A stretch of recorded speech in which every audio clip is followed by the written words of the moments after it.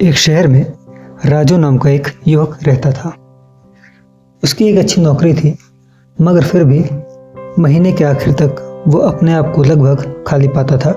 पैसों के मामले में वो समझ नहीं पाता कि आखिर वो अपने खर्च व्यवस्थित क्यों नहीं कर पा रहा, जबकि उसके अन्य साथी उससे कम कमाने के बावजूद अपना खर्च बढ़िया से मैनेज कर रहे थे। एक दिन यही सब बातें सोचता हुआ वो ऑफिस से पैदल ही घर जा रहा था।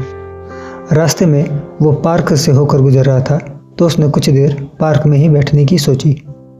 तभी वहाँ से उसका पुराना दोस्त महेश गुजरता है, जो कि किसी काम से बाजार जा रहा था।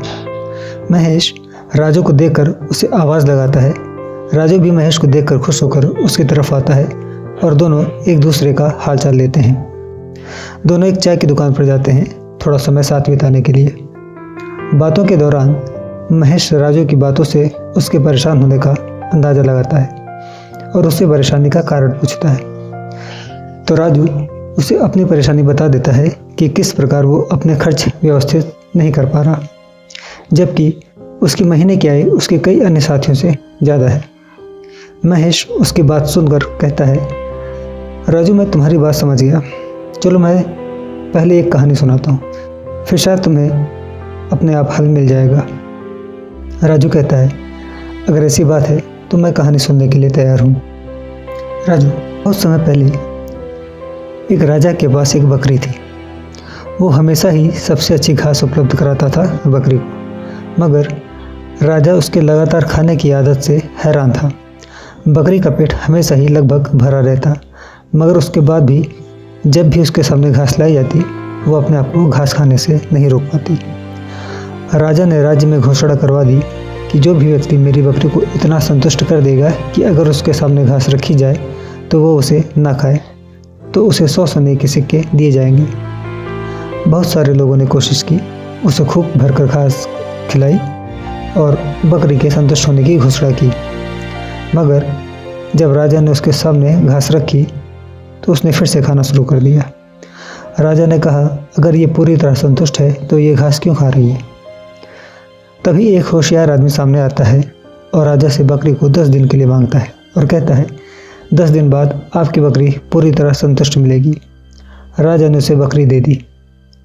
आदमी बकरी को घर ले आता है और उसे एक निश्चित मात्रा में घास खाने देता है। उससे ज़्यादा खाने पर वो उसके मुंह पर हल्के से मारता बार बार। हर बार जब भी वो ज़रूरत से ज़्यादा खाने को होती, वो उसके मुंह पर मारता।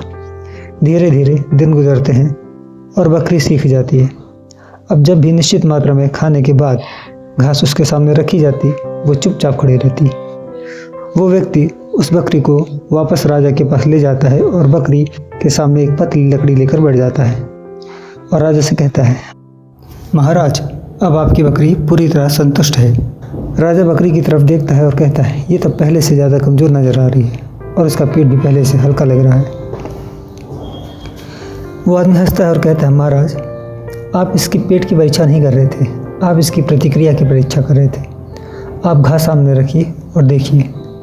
राजा ने घास का टोकरा बकरी के सामने रखा, मगर बकरी ने अपना मुंह दूसरी तरफ कर लिया। राजा आश्चर्य में था। फिर महेश राजू से कहता है, हमारा मन उस बकरी की तरह है जिसे हमेशा खाने को चाहिए, भले ही उसे ज़रूरत हो या ना हो, वह कभी भी संतुष्ट नहीं होती। अगर हम लगातार अपनी छां की पूर्ति में लगे रहेंगे तो वो और बढ़ती जाएंगी। वहीं अगर हम अपनी सच्ची ज़रूरतों को समझकर अनुशासन में रहेंगे तो यह खुद ही कंट्रोल में आ जाएगा।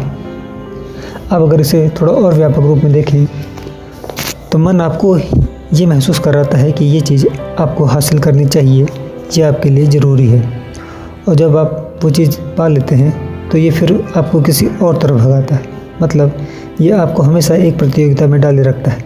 यदि आप अपने पड़ोसी जितना हासिल नहीं कर पाएंगे तो आप समाज में पीछे रह जाएंगे और समाज में आपकी स्वीकार्यता कम हो जाएगी। यह आपको मानसिक रूप से असुरक्षित महसूस कराता है और लगातार प्रेरित करता है ज़रूरी या गैर ज़रूरी चीज़ों के पीछे अपने संसाधन और श्रम को खर्च करने के लिए, ताकि समाज की स्वीकार्यता आपके लिए बनी रहे। जबकि असल में समाज को कोई फ़र्क नहीं पड़ता कि आपने कौन सी गाड़ी ली है या आपने कहाँ ज़मीन ली है। इसलिए समाज में अपने आप को सफल साबित करने की बजाय अपने संसाधनों को सही प्रकार इस्तेमाल करना चाहिए। जितना ज़रूरी हो असल में बस उतना खर्च और बाकी बचत करनी चाहिए, ताकि कठिन समय में तुम खुद के और समाज के सचमुच काम आ सको। यानी समाज में दिखावे से ज़्यादा उपयोगिता का महत्व है। राजू को बात समझ आ चुकी थी।